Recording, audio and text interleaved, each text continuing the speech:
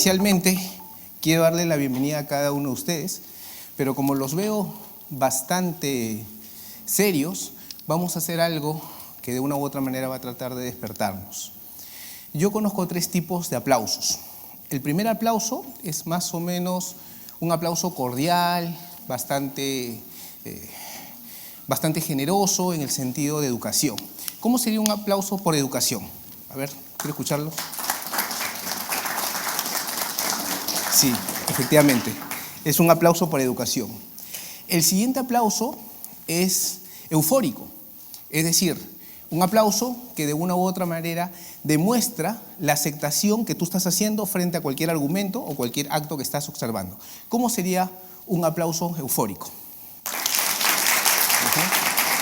Muy bien.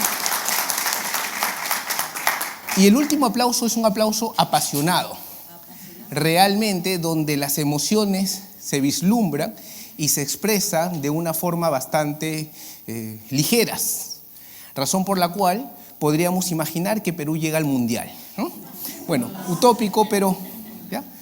Es más, no solamente llega al Mundial, sino que llega a la final con Alemania, ¿no? Soñar no cuesta nada.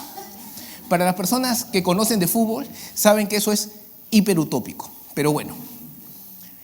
Y en los 90 minutos, 0-0.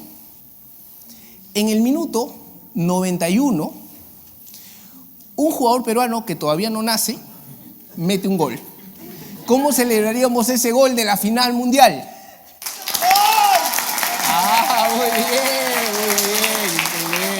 Muy bien. Efectivamente. Ese tipo de aplauso que ustedes han mostrado tiene mucho que ver con innovación. ¿Por qué? Algo que creas. Ya, algo que creas, pero ¿qué más? ¿Qué desarrollas? ¿Qué desarrollas? Hay un tema de pasión, hay un tema de tecnología, pero ¿qué más? Ese aplauso tiene mucho que ver con innovación. ¿Por qué? Porque es inspiración, efectivamente. La innovación tiene que ver con la pasión y la innovación y la inspiración. Y obviamente el buen manejo de las emociones. Hoy en día estamos en un mundo de emociones. Hemos pasado del trabajador del manual al trabajador del conocimiento. Y hoy en día estamos en el trabajador de las emociones o colaborador de las emociones. Sí, un favorcito. ¿Puedes decirle al señor que prenda el aire acondicionado? Gracias, porque más que uno está con calor. ¿Qué es lo que vamos a hacer el día de hoy? Como objetivo clave, vamos a tratar de comprender la dimensión del concepto de cultura de la innovación empresarial en un mundo incierto. Pregunta, ¿el mundo es incierto? ¿O alguien cree que es cierto? Mi estimado, ahí al fondo, ¿crees que es un mundo cierto? Si el que está así en posición cero no ser. ¿Ah? ¿Es cierto el mundo? No es cierto, ¿no? Es completamente incierto. Estamos en cambio permanente. Y bienvenido el cambio. El gran problema es la adaptabilidad, donde hay personas que no se pueden adaptar o no quieren adaptarse. Este mundo incierto implica una toma de decisiones también inciertas, donde las emociones juegan un rol fundamental. La otra variable que es importante tomar en cuenta es el concepto de cultura, que si bien es cierto es un concepto antropológico, los psicólogos sociales también lo utilizan para poder dar explicación a una serie de fenómenos. Razón por la cual yo les muestro esta imagen. ¿Qué vemos aquí? ¿Qué observamos? Dos culturas. ¿Y cómo determinan que son 2 culturas distintas? ¿Cómo la determinan? La vestimenta. La vestimenta que nos proyecta. 2 formas o 2 mundos diferentes, 2 formas de ver la vida. Y la misma interpretación. Y una interpretación, pero en distintos escenarios. Miren a la dama, que si bien es cierto, es muy común dentro de nuestra cultura. Esta dama dice lo siguiente: todo tapado, menos los ojos. Desde luego, ¿qué cultura más machista, cruel y dominadora? ¿Qué dice la dama? La islámica. Todo destapado, menos los ojos. Desde luego, ¿qué cultura más machista y dominadora? La pregunta que surge como consecuencia es: ¿estos aspectos qué relación tienen con la cultura? La forma de ver el mundo. ¿Qué más? La forma de pensar. ¿Qué más? De interpretar el mundo. Porque al final, la interpretación es una proyección. Nosotros vemos el mundo de la forma como proyectamos las cosas. Porque al final, la realidad absoluta no existe. ¿Quién de aquí es filósofo o matemático?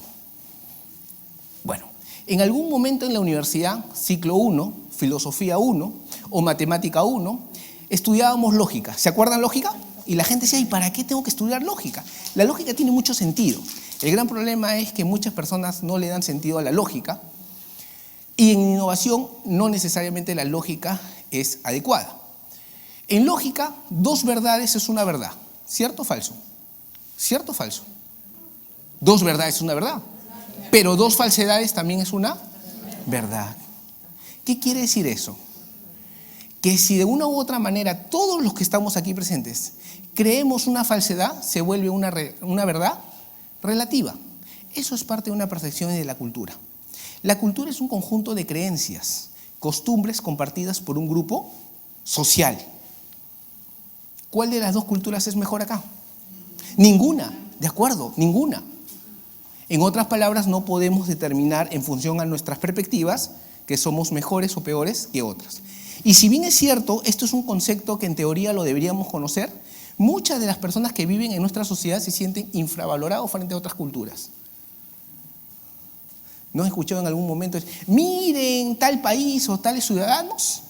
Haces un tema de comparación relativa, juicio de valor. ¿Cuál es el mensaje implícito? Ellos son mejores que nosotros. ¿Mejores en qué? Y ya empezamos a relativizar. Entonces, vamos a centrarnos al concepto de gestión humana, teniendo en claro que la cultura es un elemento fundamental que viene de los conceptos antropológicos y que adicionalmente es un conjunto de creencias compartidas por toda una visión, un grupo humano. ¿Por qué se le paga a los gerentes o a los jefes? ¿Por qué creen? ¿Cuántos son gerentes aquí, gerentes generales? Levante la mano. Lideran, ¿no? Uno gerente general, la única gerente general. ¿Cuántos son general? Se les pagan. Pero al mercenario también se le paga. A los trabajadores también se les paga. A los practicantes también se les paga. Es más, dentro de este mundo donde lo que abunda es la informalidad, al informal también se le paga. ¿Por qué se le paga a los gerentes? Por obtener resultados. Pero el practicante también puede obtener resultados. Por dirigir. Porque básicamente, tanto a los gerentes como a los jefes o a cualquier persona que tiene subordinados a otros colaboradores se le paga por tener resultados. En otras palabras, en teoría, de verdad, en teoría. Porque ahora la preparación frente a este mundo globalizado, tú puedes ser mucho más competente que tu jefe. Y tu jefe gana mucho más que tú. Es más, tú puedes hoy día tener 2 o 3 o 4 jefes. Y 2 de ellos posiblemente no estén en la región, ¿no? Esa es la realidad. Es más, la tendencia laboral es que nosotros vamos a trabajar por proyectos. En el año 2030, muchas de las personas ya no van a trabajar en el tiempo completo, es decir, entrar a las 8, salir a las 5, no en absoluto. La tendencia es que todos comencemos a desarrollar esa empleabilidad de proyectos y frente a determinadas actividades globales vamos a trabajar con gente de otros países, de otros continentes y todo va a estar colgado bajo la nube y utilizando las tecnologías de la información y trabajando en diversos lugares bajo un determinado proyecto. Si tú quieres, trabajas en tu casa, en el Starbucks, en tu casa de playa, donde quieras. Al final lo que se va a medir es el resultado. ¿Tipo Hollywood? ¿Tipo Hollywood? Pero por supuesto, el tema es que no se da todavía con tanta fuerza. En el año 2030 esto se implica que más o menos casi el 50% de la población económicamente activa va a trabajar bajo proyectos. Y la tendencia es generar mayor productividad porque vas a ganar igual que cualquier persona de tiempo completo, pero trabajando menos tiempo. Y es lo que se debería buscar. Bueno, entonces volviendo a este tema, a los gerentes se le pagan por obtener resultados a través de la gente. ¿Dónde entra la gestión humana? La gestión humana, para poder entender un mapeo de innovación, entendido como una cultura, necesariamente todas las acciones tienen que derivar de un plan estratégico. El plan estratégico es el insumo principal de cualquier acto de gestión humana. En función a eso se hace el mapeo de gestión humana, sobre la base de una serie de subsistemas o subprocesos. Joven, ya se fue.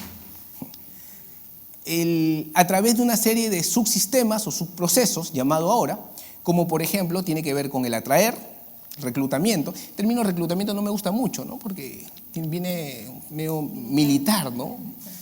De la milicia, ¿no? Es más, ¿se acuerdan? Nosotros que estábamos en la generación X y los baby boomers, ¿se acuerdan de la leva?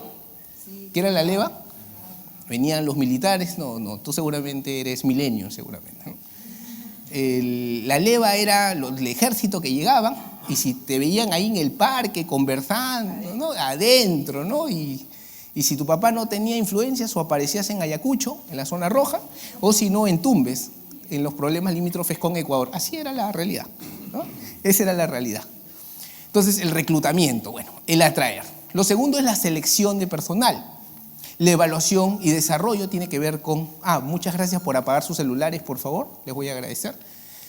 Evaluación de desempeño y del rendimiento. Posteriormente, comprometer a las personas a través de ¿qué? De generar un bienestar psicológico y fisiológico, y no necesariamente en ese orden. La compensación y finalmente la sucesión. Todas estos subsistemas o subprocesos llamados actualmente tienen que ver con todas las acciones que hacemos la gente de gestión humana. En teoría, e infiero, todos los que estamos aquí estamos trabajando en esta área, ¿correcto? ¿Sí? ¿Quién no trabaja en gestión humana? Levante la mano. Entonces estamos hablando el mismo idioma. Esta es una especie de chavenato del coquito de recursos humanos, ¿se acuerdan? Chavenato coquito. Ya, esto es. Entonces, ¿dónde debe entrar? ¿Cuál es el insumo principal para que esto vaya fluyendo de la manera más adecuada? Hay un intangible fundamental. ¿Cuál es? El ser humano. Bueno, el ser humano... Los procesos. Nada. Lo había comentado. El desarrollar una cultura. ¿Y una cultura de qué? De innovación. Para eso estamos aquí. Es decir, para que todo esto fluya en determinados subsistemas y procesos, debemos crear todo un contexto macro de un intangible fundamental, que es la cultura de innovación. Por eso estamos aquí, para saber cómo crea una cultura de innovación. Lo que tenemos que tener claridad es que cada uno de estos temas son subprocesos, y cada subproceso tiene una particularidad. ¿Dónde entra la cultura? De manera transversal. Cuando se trabaja un tema de innovación, cada uno de estos subprocesos o subsistemas tienen que constantemente estar cuestionándose. Es decir, el año 1 lo hago de una manera, el año 2 lo hago de otra manera, el año 3 lo hago de otra manera. Lo preocupante, mi estimada dama, es que si en el año 1 lo haces de la misma manera y pasan 5 años y siempre lo haces de esa misma manera, te lo dejo para tu interpretación. Entonces, ¿qué debemos hacer para crear la cultura de innovación? A ver, coméntenme, ¿qué debemos hacer? Excelente, excelente. ¿Ese pensar diferente qué implica? ¿Se acuerdan que le había comentado de celulares? ¿Qué es pensar diferente? Primero, conocer la organización, porque no todas las organizaciones tienen el mismo tipo de cultura. O no puedes crear en una organización, cambiar la cultura porque cambias todo. No puede, tiene que cambiar todo. Ahí entras un poco a la identificación, pero la pregunta era, ¿qué haces para pensar diferente? ¿Cuestionas qué? Todo, absolutamente todo, hasta la forma como te vistes, hasta la forma como caminas, hasta la forma como piensas. El pensar diferente implica ver las cosas de manera distinta. El gran problema, porque ustedes saben que estamos en una sociedad hipócrita, ¿o me equivoco? ¿O alguien lo duda? Es una sociedad completamente hipócrita, ¿de acuerdo? Entonces, donde muchas veces predomina la doble moral. No muchas veces. Yo estoy tratando de ser generoso, ¿no? Para no ser tan drástico con nosotros. El gran problema es que en nuestro argot empresarial los empresarios y los gerentes se llenan la boca comentando, sí, efectivamente, debemos innovar, y debemos innovar. ¿Y ustedes creen que en nuestro país se innova? La respuesta es no. Porque no, mire, te saco un mapeo, mi estimada dama. La gran mayoría de gente que sale en las universidades, la gran mayoría sale sin tesis.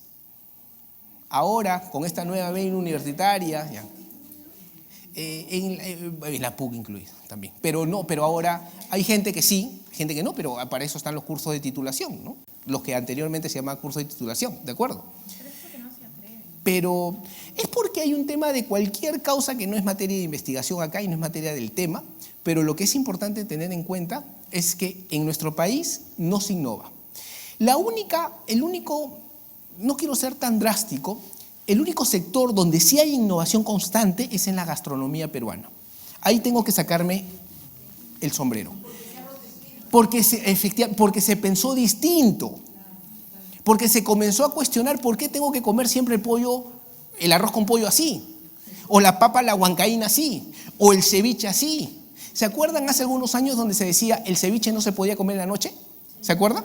Y ahorita la gran mayoría lo come en la noche, como un aperitivo. O sea, esos paradigmas se comenzaron a romper. ¿Gracias a quién? A un visionario. Un señor llamado Acurio, creo que era su apellido. ¿Sí? ¿Lo ubican? ¿Lo ubican? Gastón Acurio, ¿lo habrán escuchado? Él en el año 2004 tenía un sueño. El sueño era ver posicionada la gastronomía peruana en el ranking del mundo, ¿no? Ya lo logró. Fue el inspirador. Hoy en día, todo cocinero tiene un tema. ¿Se acuerdan cuando hacíamos el aplauso? ¿A qué conclusión llegábamos? Que era una especie de manejo de emociones, pasión, ¿de acuerdo? La innovación tiene que ver con eso, con la pasión de hacer las cosas distintas. Entonces, el romper esquemas y el pensar diferente, como vivimos en una sociedad completamente hipócrita, y como les decía aquí, los empresarios no innovan sino copian, y encima lo copian mal, ¿de acuerdo? Porque no tienen en cuenta las diferencias interculturales. Para tener un concepto de innovación, tienes que tener personas que piensen distinto. Pero cuando hay alguien que piensa distinto a nosotros, ¿qué es lo que hacemos? Lo aplastamos, literalmente lo aplastamos, lo rechazamos, nos burlamos de él o ella, lo expectoramos. Es más, nos mofamos de ellos. Entonces, claro, el tema del monito, ¿de acuerdo? El monito. También hay un tema de gatito, perrito, podría ser también. ¿De acuerdo? Pero eso es lo que pasa. Entonces todo el mundo dice, tienes que pensar diferente. Y cuando alguien piensa distinto, es como, por ejemplo, que alguien venga con una corbata fucsia y terno amarillo. Ahí está, se ríen, ¿no? ¿Se acuerdan? Se ríen. Todo el mundo lo observa y dice, ¿y este? Salió el Arco Herrera. Y adjetivos parecidos. Ya. Primero, el pensar distinto es un elemento interesante. Efectivamente, el primer requisito para una cultura de innovación es pensar fuera de la caja. No pensar como todos. O sea, hacer el error estándar positivo desde un punto de vista de estadística. Ese error estándar. ¿Se acuerdan de la curva de Gauss? Ya, el error estándar, lo que nos enseñaban en estadística. Alguien decía, ¿para qué nos enseña eso? Eso es fundamental. La segunda característica para crear una cultura de innovación es observar y escuchar. Ser completamente curioso. Alguien hablaba y la dama comentaba acerca de la investigación. Como el método científico tiene una serie de etapas, ¿cuál es la principal base para empezar a investigar? Observar. Pero nuestra cultura no nos enseñan a observar, nos enseñan a mirar y menos escuchar. Nos enseñan a hablar más que escuchar. Es más, había un filósofo que decía lo siguiente: la naturaleza ha sido tan sabia que nos ha dado 2 oídos y una boca para escuchar el doble de lo que hablamos. Nosotros hemos entendido al revés. Hablamos más y escuchamos menos. Y si es mujer, peor todavía. No, mentira. No, pero no, esto está sumamente demostrado, ¿ah? No, está completamente demostrado. Es más, yo aparte de administrador, soy psicólogo. ¿Tú sabes? De caballeros Ya. en alguna para ver. También, ¿no? Mira, te cuento algo y les doy el tic de la cultura para seguir con esto. ¿Ustedes saben por qué antropológicamente la mujer tiende a hablar más? Y esto está completamente estudiado. El hombre también habla, pero el hombre básicamente destina todos esos recursos para elementos tangibles como por ejemplo hacer negocios o con sus amigos. Por eso que cuando llega a la casa no habla. Mutismo total, porque ya gastó todo, pues. Entonces, y la mujer todavía quiere seguir hablando. ¿Pero por qué lo hace la mujer? Porque la mujer educa. La mujer procrea. O sea, la naturaleza es sabia. Es por esa razón, ¿de acuerdo? Se cerró el paréntesis de la cultura. Entonces, la curiosidad juega un rol importante. ¿Qué implica la curiosidad? Te lleva a la niñez. Exacto, exacto. Estas dos variables, todos nosotros la hemos tenido de forma casi innata. Casi innata. El colegio nos ha aplastado. Ni siquiera el colegio, la educación que hemos tenido, la familia que hemos tenido, ¿de acuerdo? El no permanente, no hagas eso, tal cosa, esas limitaciones, bla. Efectivamente, de tal manera que ese nivel de curiosidad se disminuyó a su mínima expresión. Como producto de ello, nosotros. La otra variable importante para poder crear una cultura de innovación es tener profesionales multidisciplinarios. ¿Qué significa? Cuando hablo profesional estoy hablando necesariamente de gente que tenga un cartón, porque el cartón lo puedes tú tener. Ahora le haces preguntas básicas y ahí te das cuenta y dices, oye, ¿y cómo así obtuviste el cartón?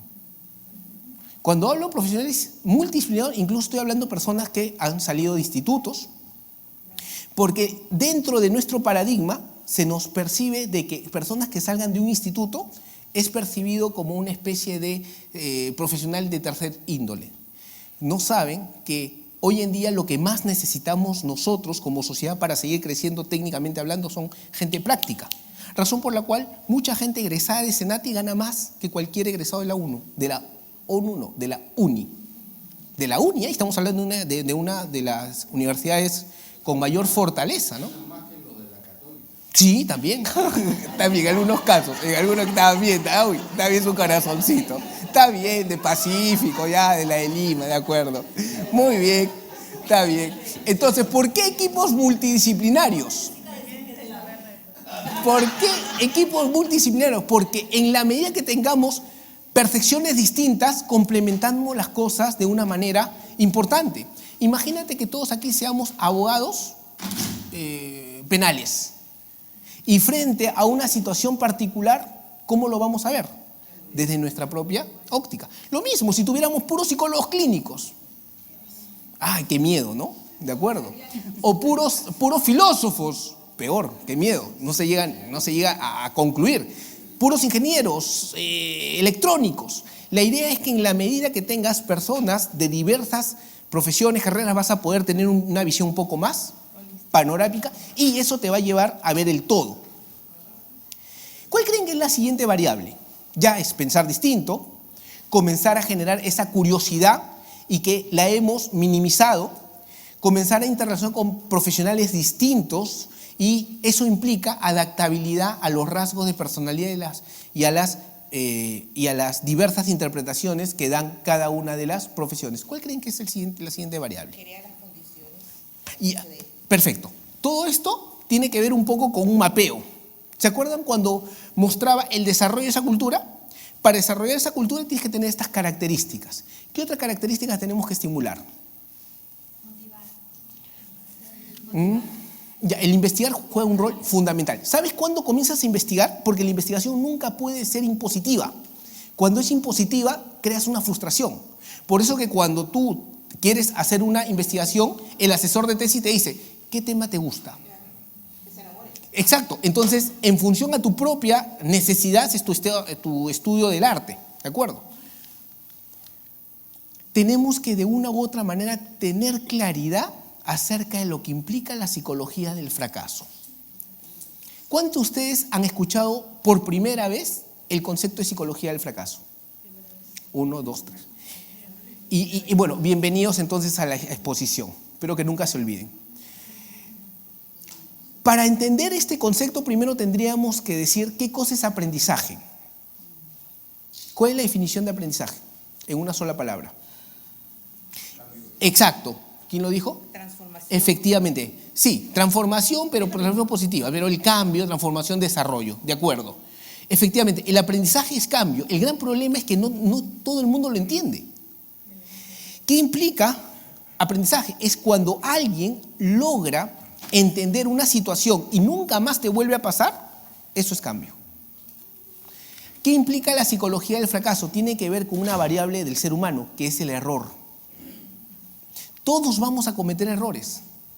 El gran problema no es el error, el gran problema es la persistencia en el error. Eso se llama la contumacia. Persistir en el error. Y el ser humano es el único animal sobre la faz de la tierra que tropieza más de 2 veces con la misma piedra y se pone en plan de víctima. ¿De acuerdo? ¿Qué es la psicología del fracaso? Que cuando tú tienes un error y aprendes, nunca más lo vuelves a repetir. Eso es psicología del fracaso. Es decir, el error es una forma distinta de aprender.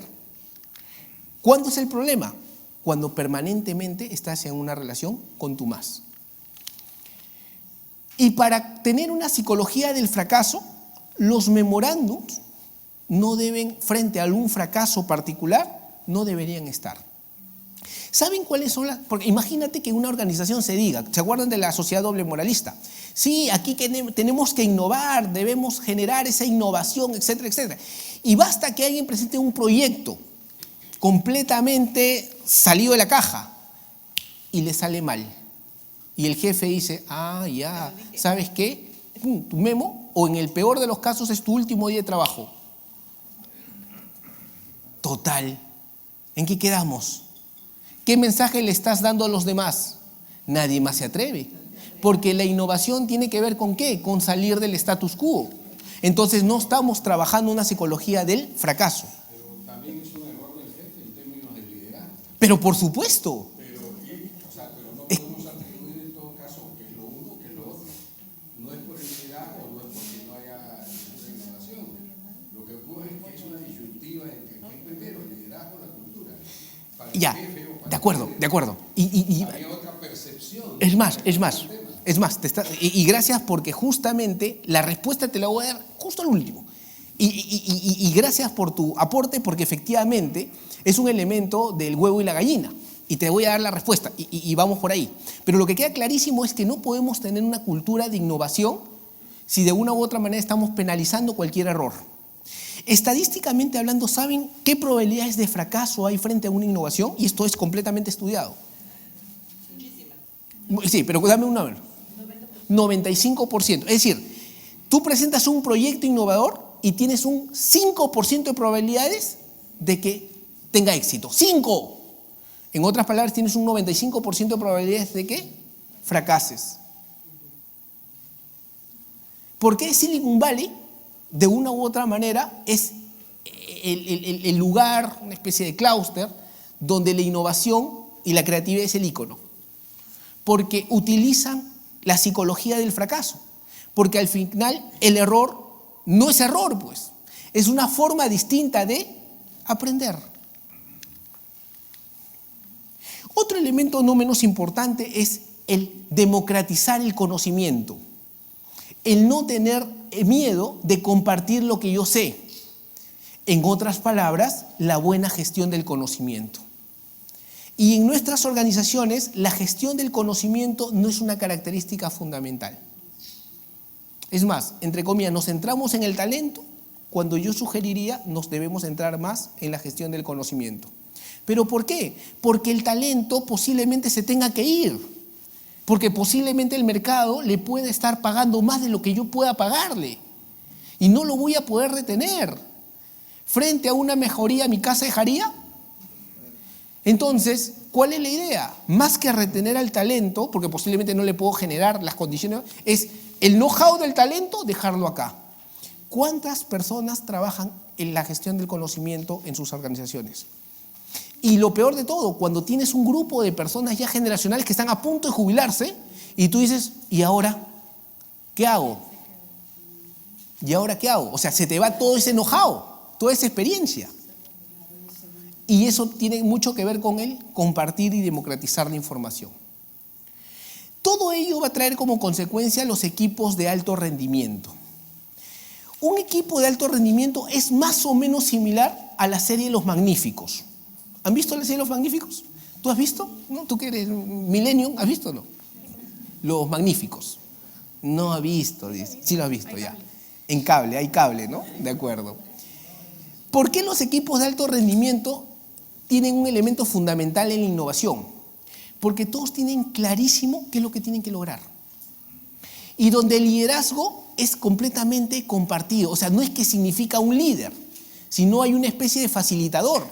Al final cada uno asume un liderazgo muy particular, un rol. Pero lo que tienen todos clarísimos es cuál es la meta y cuáles son los parámetros. El cómo lo definen ellos.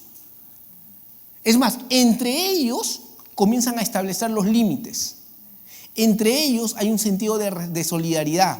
Entre ellos hay un sentido de compromiso, donde el interés personal se subordina al interés del colectivo.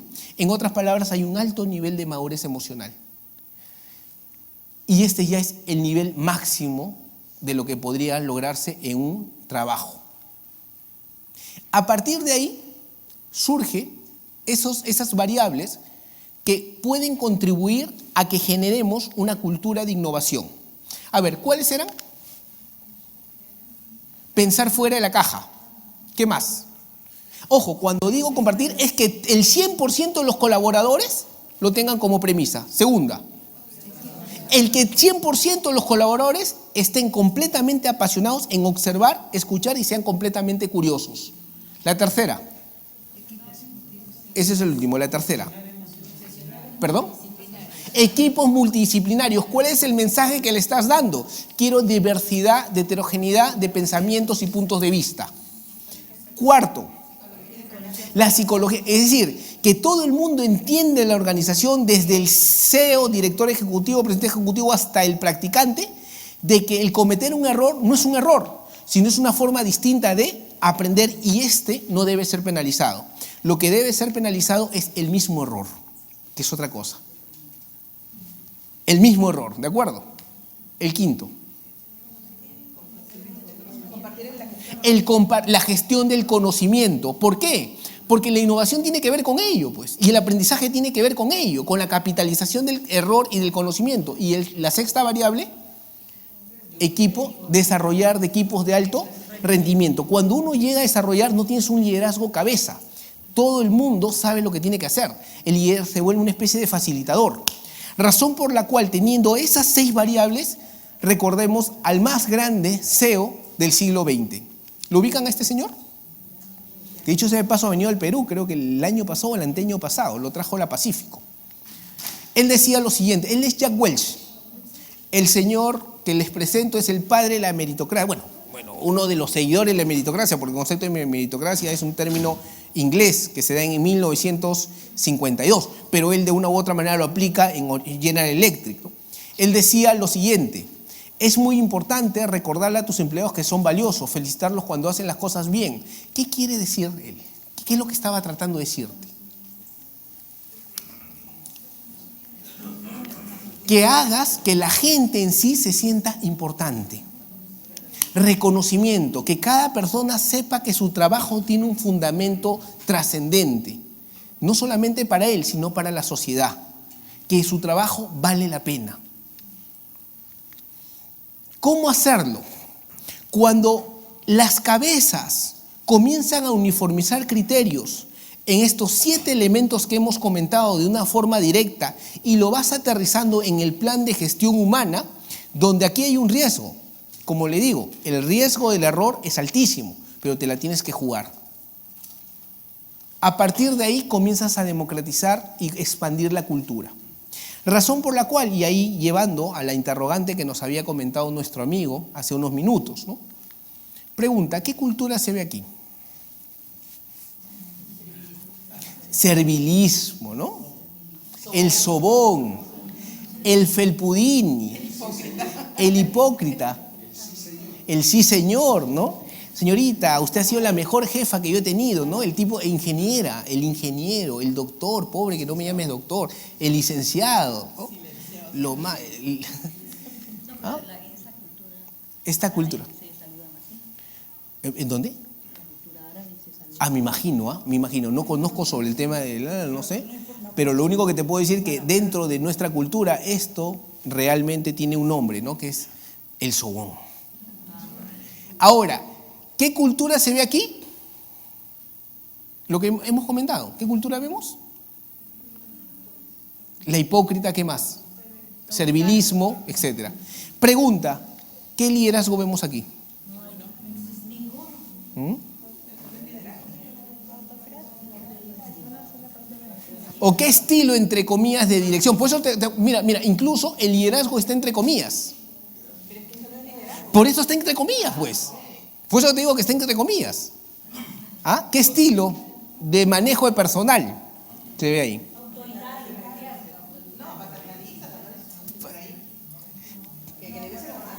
Pregunta, y ahí entra a tallar un elemento fundamental. Tradicional, autoritario, directo, etc. Lo único que queda claro es que la cultura y el liderazgo no se pueden separar. No es que haya uno y otro, sino los dos son una cara de una misma moneda.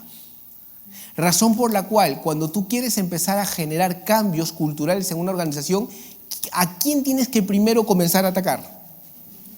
A las cabezas.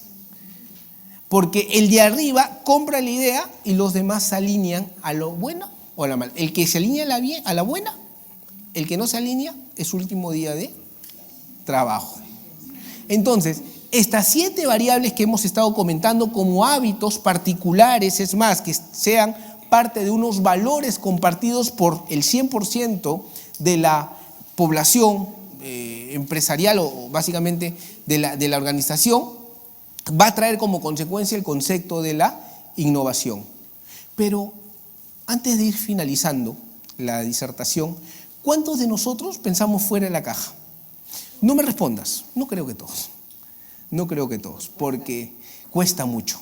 Es más, hay un tema de vergüenza, de pensar distinto. Segundo, ¿cuántos de nosotros realmente buscamos el punto de vista distinto de las otras personas? ¿Cuántos de nosotros felicitamos realmente a la gente, etcétera? ¿Cuántos de nosotros tenemos y manejamos la psicología del fracaso? Se los dejo para su interpretación. Como conclusión, el cambio es hoy y tenemos un reto de superar las expectativas de nuestros clientes internos, creando un valor a través de la experiencia, lo que habíamos comentado, ese componente emocional en nuestro quehacer diario a través de la innovación.